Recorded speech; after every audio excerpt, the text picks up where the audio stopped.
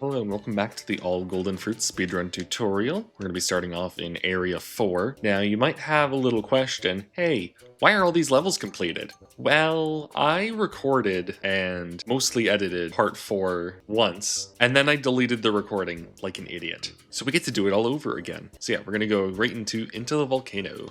Into the volcano is the scariest level in my opinion, even though it's really not that bad. The only issue is just big gaps. So yeah, starting off, we're gonna rev roll and we got a little ramp we can roll down.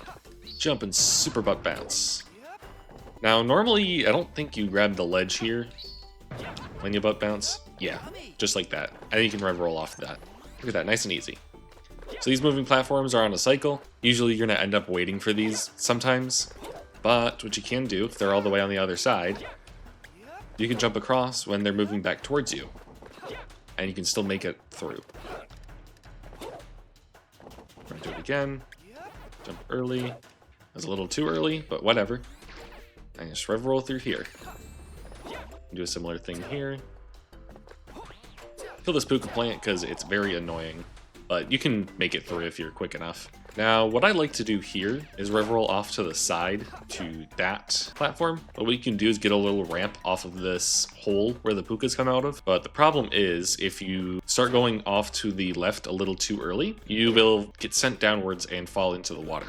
And you don't want that. So what you want to do is wait till you ramp into the air and then move off to the left. Otherwise, there it goes.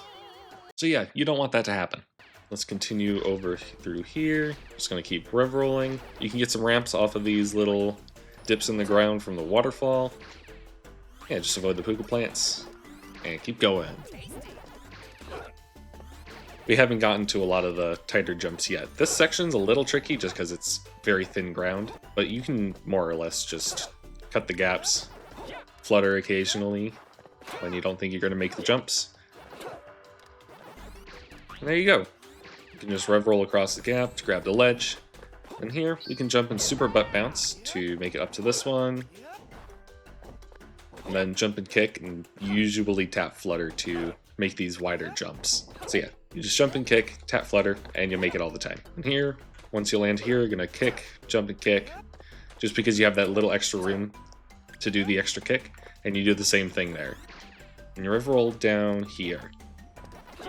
Typically, we avoid this checkpoint, so you'd rather play this section safe just so you don't die, because then you're going back quite a ways. So what you do is rev roll over here, and you super butt bounce up to this crate, and you want to kick a little late so you can break the crate before you grab the ledge. And then you rev roll and kill the stony. There's a button underneath. I like to butt bounce on him just because I can keep mashing my jump button, so I can push the button as soon as I can.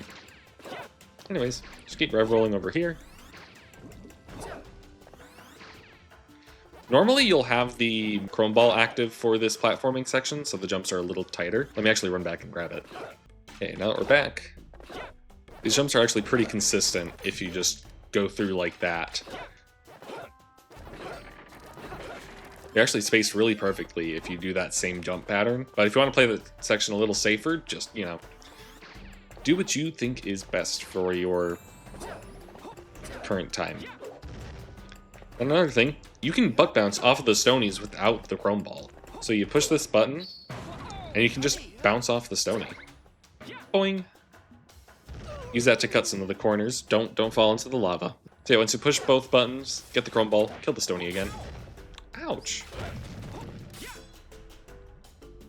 After each button, there's usually a cutscene. And then you keep going. This section's really tricky with the chrome ball, just because of the heavier gravity, but you can do a super butt bounce over to this platform if you still got it. Just remember, fluttering is your best friend. So yeah, these platform cycles are a little tricky. Sometimes you won't be able to make this one. These platforms actually move a little fast, so if you're late to trying to land on this one, it's going to move out from under you, and you're likely going to die because you can't catch up with it. So anyways, you can jump over here. Tap flutter. Just keep going. And then, like usual, the fast... Oh, be careful of those pukas. Those pukas will kill you. They're very dangerous. So if you see one, just stay away from it. Yeah. As per usual, the fastest way to get across the ledges is to jump. You can actually jump over the steam, So that's a bonus. And you should jump over here. And rev roll. Hey, look at that, it's the end. Sometimes the end platform can give you a ramp over the goal, so just be a little careful of that. Not too difficult. Now we're gonna move on to Volcanic Panic. Volcanic Panic is the longest level in this section, but it's also got some fun stuff going on with it, with checkpoint abuse. So what we're gonna do is rev roll through here and jump over the flamethrowers. You can get across between the wall there. Just keep going. You can stand on the side of this little steam thing and rev roll off the side without getting hit. Usually you just want to jump over here, but what you could do is get a little ramp off of this corner. It's a little tricky, but it's a little bit of time save. If you miss, you either grab the ledge or you die. You can just jump across. You can go around the stony like this. Nice and easy. These fireballs are a little annoying just because they have a lingering hitbox like that. So you can just rev roll down here, and then you don't even have to take this ramp. So, now that we have this checkpoint, we are not going to grab any more checkpoints for the rest of the level until the very last one. So what we're going to do is you just go through here normally. Grab the chrome ball, and just rev roll through. Jump across the gaps, and just keep going. Do not fall into the lava down here. If you do, I don't think there's a way to get back up. So spider, push the button, skip the cutscene. Alright, now here, we're going to pause and reset to last checkpoint. What this does is we still have our progress. That door down there has opened up for us. And the best part is we more or less just skipped this dot chain. But what we're going to do is we're going to kill these fire pachycites just because they get in the way. And then we're going to take this chrome ball and use it for the next section. Usually you want to do this a little quickly, so then these geysers are in a good cycle. So right now they're not on a good cycle. You can't jump up here and grab the ledge. So what you do is stand here where the geyser is. Oops. Let me redo that. So as I was saying, you stand where the geyser is going to come up from, and you charge a rev roll and roll off so you can land on the upper platform. Then you take the chrome ball with you through this lava section so you can skip all the way over here. And then you do the same thing. Come up to this geyser and just wait for it to come up. Then you jump across and kill the stony. Alright. We're gonna do the same thing. Pause, reset from the last checkpoint. This will bring us back to the chrome ball yet again. And once again, our progress is saved, so that lower door on the right is now opened up. So now, we're gonna do the same thing. Take this chrome ball all the way down here. Remember to avoid the checkpoints. These ones are a little trickier to avoid just because they're so close. This ledge is a little hard to grab, but with a full jump you can do it. You just keep going. We're going to go on this right side, do a super butt bounce over to this platform, or the ledge. Then you just jump across, avoid the lava. Now this one, if the geyser's up, you can make a little tight jump around it to this ledge on the left. And then you push the button. And one last time, pause and reset from last checkpoint. I'm going to use the chrome ball one last time. There's going to be the final door opened on the left. So you roll all the way down, and you can grab this checkpoint. This cutscene, you can't skip. So we're just going to sit here and wait. So what we're going to do is roll across the thin platform here until we get to that first bigger section, and then you just roll off through the lava and climb on up. And that is Volcanic Panic. A very nice level. Now, Magma Opus. Magma Opus is an interesting one because, well, I guess it's really just because of these rolling platforms. So what these actually do, and also, yeah, right at the start, you can just rev roll down. Try to jump right when you land on the rolling pillar, just to make sure you don't roll into the lava. Yeah, it's really easy. So these platforms actually move faster if you rev roll on them and move forwards. If you're looking backwards, they move slower. So you always want to be looking forwards. Anyways, you jump up here, keep rev rolling along. Spiders can get in the way, so just kill them.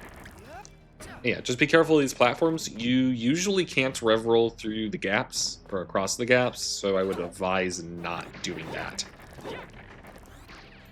Alright, let me get here. We're just going to platform across over here to the right for the first button. So we're going to butt bounce on that platform just to make it up without having to grab the ledge.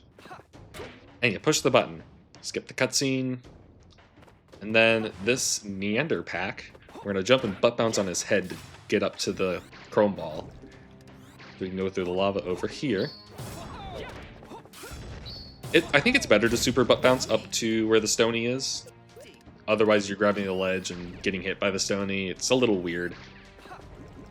Yeah, kill that Stony, he has the second button, and then you go over here, super butt bounce up. You have to super butt bounce there. You can't make it up with a regular butt bounce or anything.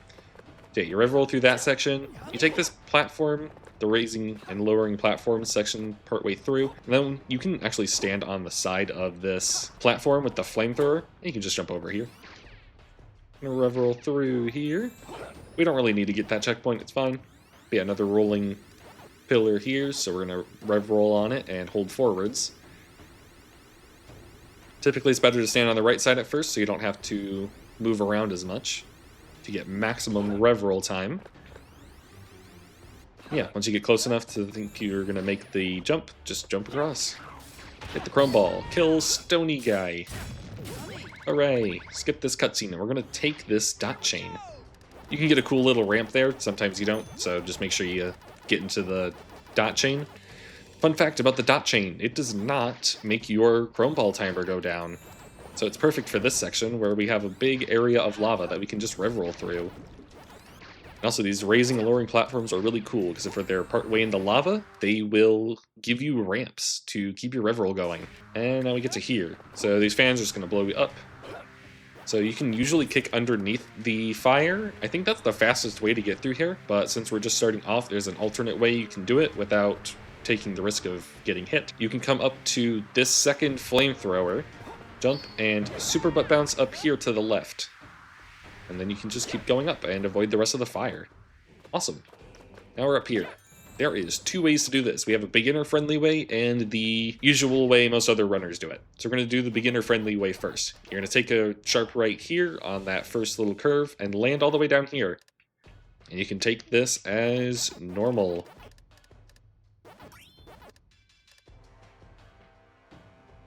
Wow, look at that. Nice and easy. I'm going to reset so I can show the harder way.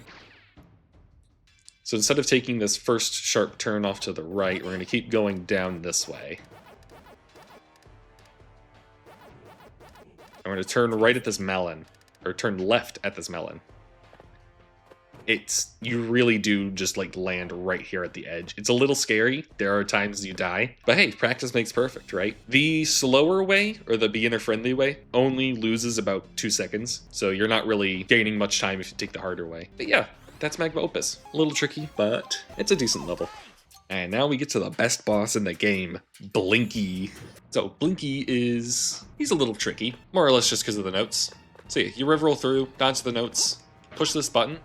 You can push this button and keep moving forward and butt bounce while it's moving to go a little faster. If you butt bounce early, you're just going to grab onto the ledge or grab onto the side of the bedoing pad, which is totally fine. If you do it late, which I don't know how late you can really do it without falling into the lava. Yeah, more often than not, you're either going to land on the pad and go through or grab the ledge, but either or is fine.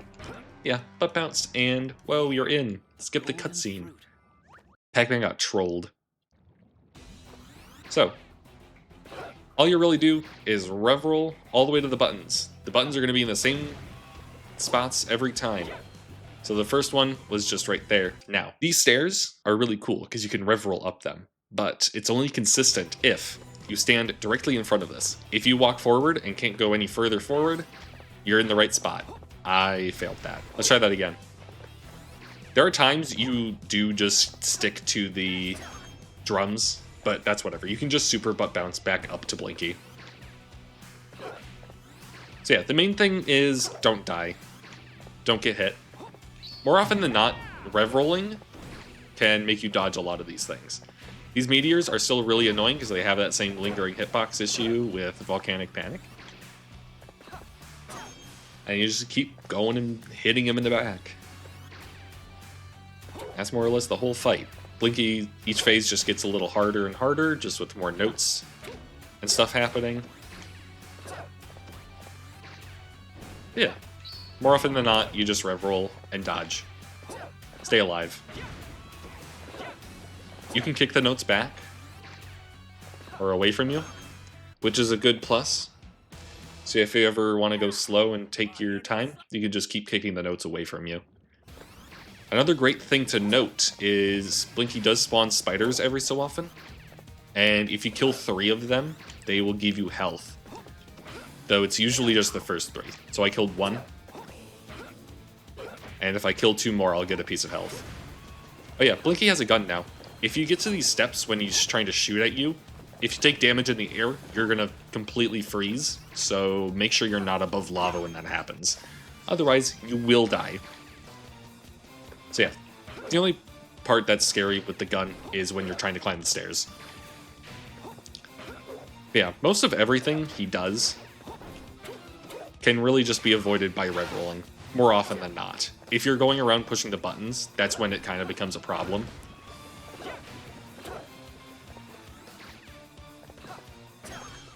So yeah, Blinky's really not that hard, at least Blinky 1 isn't. This is definitely the hardest phase just because of how much stuff there's going on. But yeah, just keep your rev rolling consistent, and you should bypass everything. Unless you're pushing buttons. So it should be Spider 2. Yep, spawn more Pac dots. If I kill another spider, it will drop health. So let's see if we can do that. There's another spider somewhere over here. Yeah, right here. Let's get some health. Hooray!